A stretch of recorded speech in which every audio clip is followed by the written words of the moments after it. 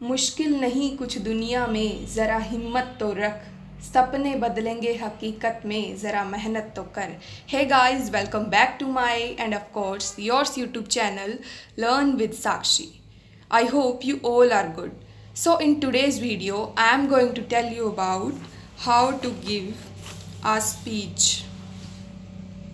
भाषण कैसे दें. So now let me tell you some useful points while you are giving a speech either in English or in Hindi. तो शुरू करते हैं. तो सबसे पहले जब भी आप भाषण देते हैं तो सबसे ज़रूरी चीज़ होती है, क्या होती है वो मैं आपको इन इम्पोर्टेंट पॉइंट्स में बताऊंगी. फर्स्ट क्या रहेगा कि सबसे पहले वहाँ उपस्थित चीफ गेस्ट, यानी जहाँ भी आप स्पीच दे रहे हैं वहाँ जो उपस्थित चीफ गेस्ट हैं, जजेस हैं, टीचर्स हैं, ऑडियंस हैं, सबको विश करना है आपको. ठीक है, चाहे तो आप सुप्रभात बोलिए या सीधे नमस्कार से ही शुरुआत करिए. उसके बाद सभी के सामने अपना अच्छा सा परिचय दें, अपने आप को अच्छे से इंट्रोड्यूस कराएं. इसके पश्चात अपने विषय के बारे में सभी को बताएं कि आप किस विषय पर अपने विचार प्रकट करना चाहते हैं या प्रकट करने जा रहे हैं. आगे अपना भाषण देने से पहले भाषण का जो विषय है उस पर एक अच्छा सा स्लोगन बोलिए, एक नारा दीजिए. फिर अपने विषय के बारे में सभी को बताएं कि इस विषय के अंदर क्या है, क्या आप बताना चाहते हैं. फिर लगातार बोलते चले जाइए. अब बोलने का मतलब ये नहीं कि कहीं रुके ही ना, कहीं इंटोनेशन ही ना दें. इंटोनेशन मतलब आवाज़ का उतार चढ़ाव. अगर ये नहीं देंगे तो भाषण का मज़ा ही नहीं आएगा बिल्कुल भी. तो ये सबसे ज़रूरी है, आवाज़ का उतार चढ़ाव. अब भाषण देते वक्त अपने हाथ हिलाना ना भूलें. ये सबसे ज़रूरी चीज़ मेरे को लगती है, इससे आपका कॉन्फिडेंस भी बढ़ेगा. Just wave your hands. Okay, make an eye contact with the जजेस, चीफ गेस्ट एंड ऑडियंस. ये भी सबसे ज़रूरी बात है, आई कॉन्टैक्ट बनाइए अपना जजेस के साथ, चीफ गेस्ट के साथ, ऑडियंस के साथ. और अंत में धन्यवाद करते हुए अपने भाषण को अच्छे से समाप्त करें. So these are the very useful points. You have to follow these points while you are giving a speech. So next topic is improve your speaking skills. अपनी स्पीकिंग स्किल्स को इम्प्रूव कैसे करें, ये भी सबसे ज़्यादा ज़रूरी है. अगर ये नहीं होगा तो भाषण का मज़ा ही नहीं आएगा बिल्कुल भी. तो इसमें फर्स्ट पॉइंट क्या रहेगा कि शब्दों का अनुवाद अच्छे से करें. यदि आप शब्दों का अनुवाद ही सही ढंग से नहीं कर पाए तो वह भाषण नहीं रहेगा. अगर आप शब्दों का अनुवाद ही ना कर पाएँ वहाँ जाके तो भाषण क्या देंगे आप, भाषण नहीं दे पाएंगे. तो शब्दों का अनुवाद अच्छे से करें. भाषण देने से 2-3 दिन पहले अच्छे से बोलकर उसकी प्रैक्टिस करें. मिरर के सामने खड़े होकर आप अच्छे से प्रैक्टिस कर सकते हैं, अच्छे से बोल के देख सकते हैं, अपने हाथ हिला सकते हैं वहाँ पर कैसे कैसे. आवाज़ में ऐसा दम होना चाहिए कि सामने वाला कहे कि इसे माइक की कोई आवश्यकता ही नहीं थी.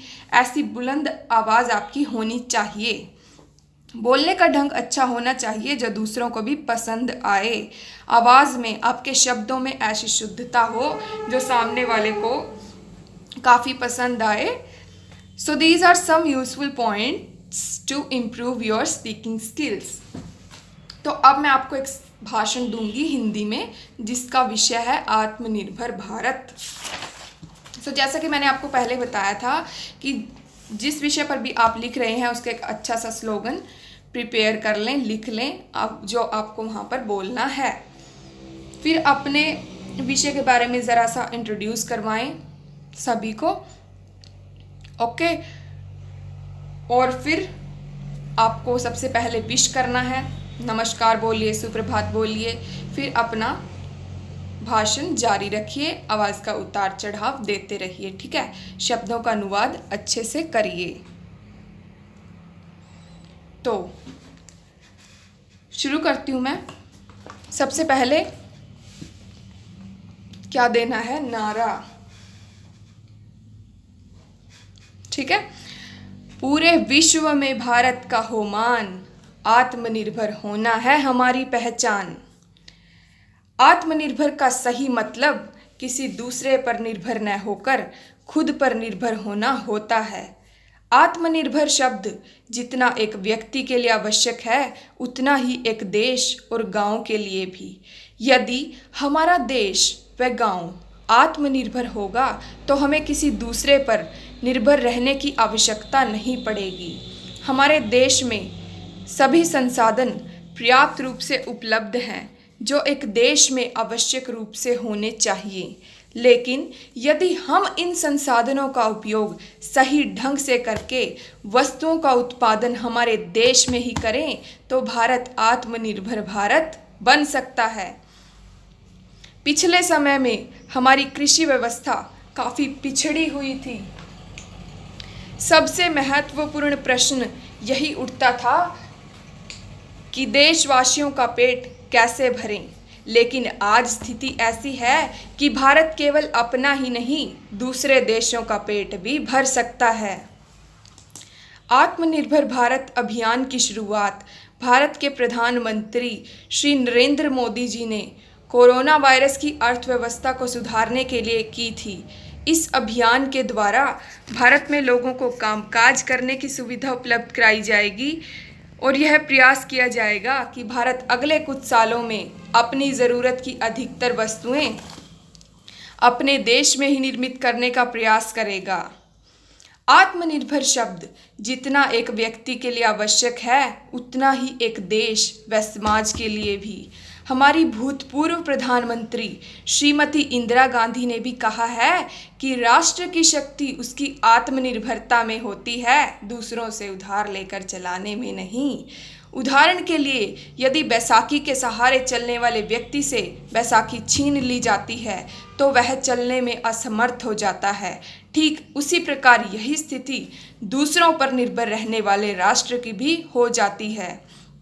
वास्तव में यदि हम इतिहास के पृष्ठों को पलटकर देखें तब जब तक भारत परतंत्र था वह अपने विकास के लिए ब्रिटिश सरकार पर निर्भर था। लोग चाहकर भी अपना व अपने देश का विकास नहीं कर सकते थे, लेकिन आज भारत विश्व में कोहिनूर की भांति चमक रहा है। भारतीय प्रधानमंत्री ने भारतीय उद्योग परिसंघ वार्षिक सत्र 2020 में भारत की आत्मनिर्भरता पर बल दिया है कि जो आत्मनिर्भरता का फैसला है वह हमें लेना चाहिए जो वासुदेव कुटुंबकम की संकल्पना में विश्वास रखता हो। आज भारत आत्मनिर्भरता की ओर अग्रसर है। मैं इसे एक उदाहरण के माध्यम से आपके सामने स्पष्ट करना चाहूँगी कि जब भारत में कोरोना संकट शुरू हुआ तब भारत में पीपीई किट व N95 मास्क का नाम मात्र उत्पादन ही होता था, लेकिन आज इस संकट के दौरान भारत में 2 लाख पीपीई किट व 2 लाख N95 मास्क बनाए जा रहे हैं।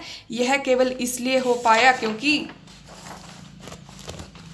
भारत ने आपदा को अवसर में बदल दिया है। अंत में 21वीं सदी भारत की हो यह हमारा सपना ही नहीं हम सबका दायित्व है। 130 करोड़ देशवासियों की प्राण शक्ति से ही इसे ऊर्जा मिलेगी। जब कर्तव्य भाव से सराबोर हो, कौशल की पूंजी हो तो आत्मनिर्भर भारत बनने से कौन रोक सकता है। हम आत्मनिर्भर भारत बन सकते हैं, हम आत्मनिर्भर भारत बनकर रहेंगे। धन्यवाद। तो कैसा लगा मेरा भाषण बताइएगा ज़रूर। तो ऐसे ही आपको शब्दों का अनुवाद अच्छे से करना है और शब्दों में शुद्धता रखनी है, आवाज़ का उतार चढ़ाव देना है। तो ये था मेरा तरीका आपको भाषण के बारे में बताने का कि कैसे आप भाषण दे सकते हैं अच्छे तरीके से ताकि वो आपकी ऑडियंस को, आपके चीफ गेस्ट जजेस को पसंद आए। तो I think you will clearly understand this. और अगर आपको ये वीडियो पसंद आई हो तो प्लीज़ लाइक, शेयर और सब्सक्राइब ज़रूर कीजिएगा। ये सबसे ज़रूरी होता है कि हमें आपके सपोर्ट की काफ़ी ज़्यादा ज़रूरत होती है, ठीक है ना। तो प्लीज़ लाइक, शेयर और सब्सक्राइब ज़रूर कीजिएगा। Thanks for watching. Take care of yourself.